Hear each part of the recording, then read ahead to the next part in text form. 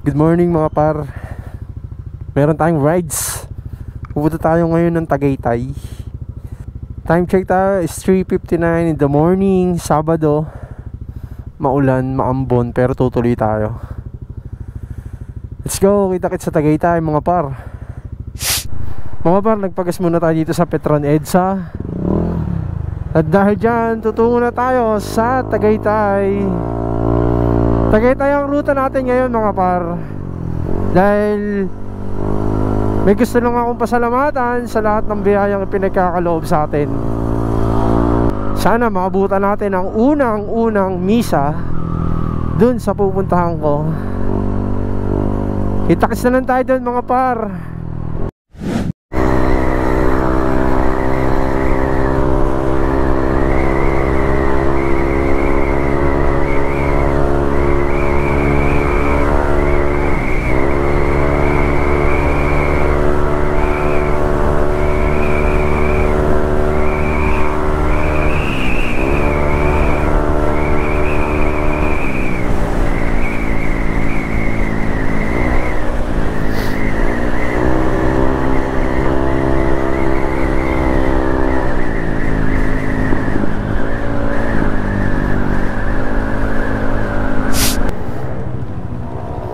Itong pupuntahan natin dito mga para sa may Tagaytay, isang simbahan. Doon tayo pupunta.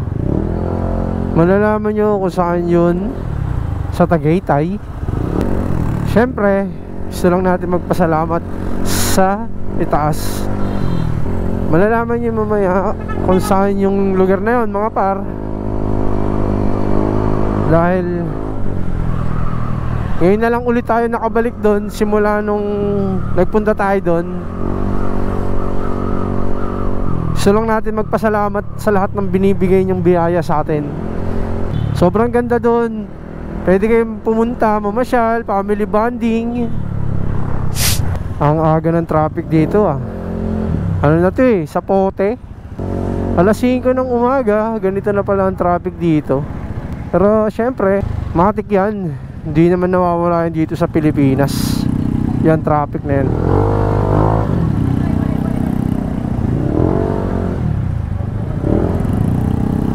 Yun.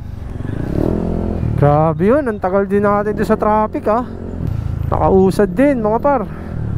Time check is 5:10 in the morning. Yan. Hindi naman tayo nagmamadali sa rides natin. Chill ride lang naman tayo. Welcome to City of Imus. Alright, Imus pa lang tayo dahil na-traffic tayo dun eh. Pero di tayo nagmamadali pumunta dun sa pupuntahan natin mga par. Chill ride dahil maaga pa. Siguro dito hanap tayo ng makakapihan natin. Yan na, sinasabi ko. Maambon na naman mga par. Sana hindi na umulan. Daming magra-rides. Yung iba papasok for sure, yung iba pauwi na ng bahay. Pero tayo magra-rides pa lang. Ang tagal ng ano rito, stoplight 1:33. Ang tagal nun, pwede ka pang matulog. 5, 4, 3, 2, 1. Let's go. So mga par, dito pa lang tayo sa may Dasmariñas. Time check is 5:29 in the morning, Saturday. Alam nyo mga par, dito sa may Dasmariñas, ramdam mo yung lamig. Kasi ganitong oras sa Manila, alas 5, 5:30, mainit na. Iba yung lamig niya rito. Kaya chill ride lang tayo pag papunta ng Tagaytay. Kasi maaga pa eh. Kaya sa mga gustong pumunta ng Tagaytay, punta kayo, ang lamig. Kahit hindi na sa Baguio. Sa Baguio kasi ang dami ng tao dun, siksika na. Dito sa Tagaytay, pwede kayong tumagos ng Batangas, pwede kayong mag-swimming sa dagat, dumiretso ng Batangas. Madaming pwedeng pasyalan dito. Grabe naman tong jeep na to. Akala ko pag na ng lamig. Oh, pag pala ng tambocho. Ramdam ko ba naman yung wow, ang sarap ng lamig, di ba? Tapos akala ko may pag na ng ano, Tagaytay, yung pala pag ng jeep. Takting yun. So malapit na tayo mga par, meron na lang tayong 20 minutes.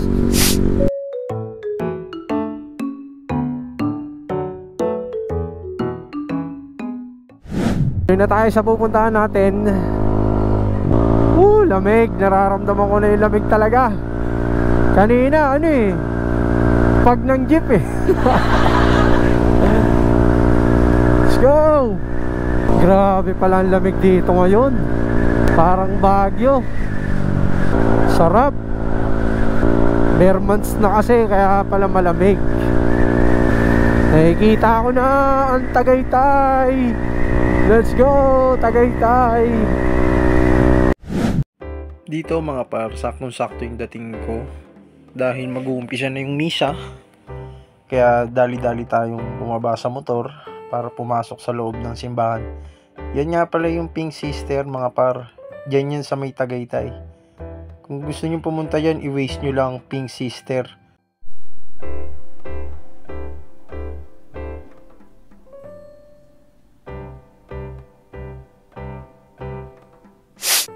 After nga pala ng misa, ayan no, nag-ikot-ikot muna tayo dito sa likod ng Pink Sister. Meron ditong makikita mga grotto, mga shrine.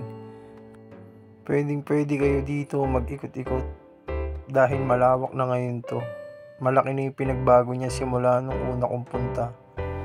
Kaya kung ikaw, hindi ka pa nakakapunta rito, Google or Waze mo lang Pink Sister.